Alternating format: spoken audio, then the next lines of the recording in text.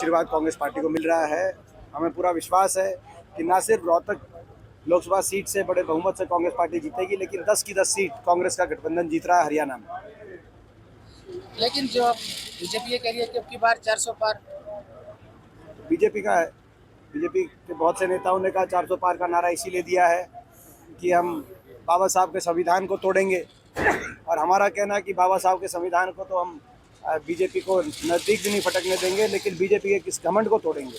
लोगों का भी ये कहना है कि बाबा साहब के संविधान को नहीं तोड़ने दिया जाएगा, बीजेपी के घमंड को तोड़ने का काम करेंगे। लेकिन वो बीजेपी वाले कह रहे हैं कि जो आरक्षण खत्म करने की बात है, इंडी गठबंधन है, गमंडिया गठबंधन है, वो झूठ बोल रहा है। जिस तरह से वीडियो एडिटिंग की जा रही है अमित शाह की, बिल्कुल झूठा है ये सारा। ये देखिए, सभी के बयान आए, केवल एक अमित शाह जी का बयान नहीं आया। नीयत उनकी देश को पता चल गई। वो तो पहले और दूसरे चरण के बाद उन्होंने अपनी भाषा बदली है, नहीं तो पहले तो उनकी जो भाषा थी वो आपने देखा किस तरह की भाषा थी। हर उनके नेता आनंद कुमार हेगड़े से लेकर, उनके जो मेरठ से चुनाव लड़ रहे हैं गोविल जी से लेकर, और जो इनके आरएसएस के जो मुखिया हैं, उनके बयानों तक एक ही बात आ रही थी कि हम 400 पार का नारा इसीलिए कि हम बाबा साहब के संविधान को तोड़ने का काम करेंगे।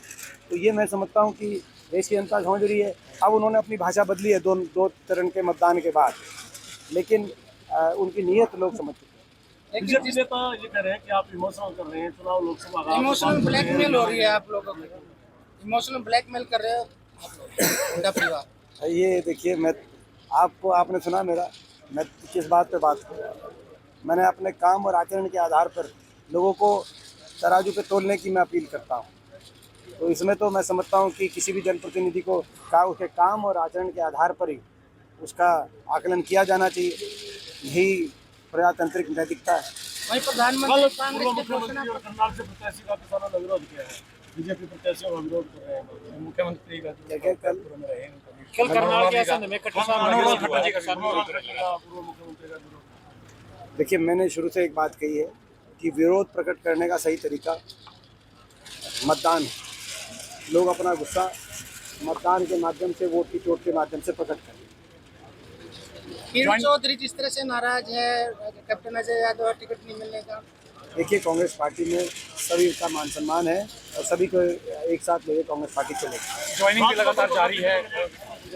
देखिए, ये मैं समझता हूँ कांग्रेस पार्टी ने सभी प्रत्याशियों का चयन सोच समझ के किया है। कहीं ना कहीं जो मैं समझता हूँ कि एक पंजाबी वर्ग में, एक बीसीए वर्ग में एक संदेश, क्योंकि बीसीए वर्ग में मैं समझता हूँ कि शायद ये पहली लोकसभा की जो है एक उम्मीदवार के रूप में जो है राजबब्बर जी आए हैं, और उनका एक बड़ा चेहरा है।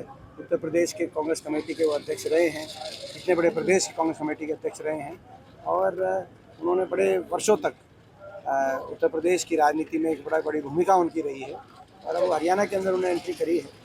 तो एक बड़ा चेहरा है, वो सर्व समाज का बड़ा चेहरा है, पंजाबी समाज का, बीसीए वर्ग का भी एक बड़ा चेहरा है। ज्वाइनिंग लगा कि बीसीए वर्ग मांग कर था पिछले समय, आपने समर्थन किया था, वो मांग का पूरा किया गया।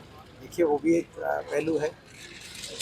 एमपी साहब, जिस तरीके से इंडिया गठबंधन के आप प्रत्याशी, लेकिन इंडिया गठबंधन की जो पार्टियां हैं वो इलाके में आपके साथ दिख नहीं रही, क्या कहो? जो नेता है आम आदमी पार्टी के, ये आम आदमी के, आम आदमी पार्टी के हैं, और इन्होंने जिला परिषद का इलेक्शन लड़ा था बड़ी बहुसंख्या की अच्छी वोट आई थी। विक्की, कितनी वोट आई थी? 5,000 वोट भी आई थी आम आदमी पार्टी से। ये सी सिंबल पे भी लड़ा था उन्होंने। आपकी बात की तो पोल यही कर गई।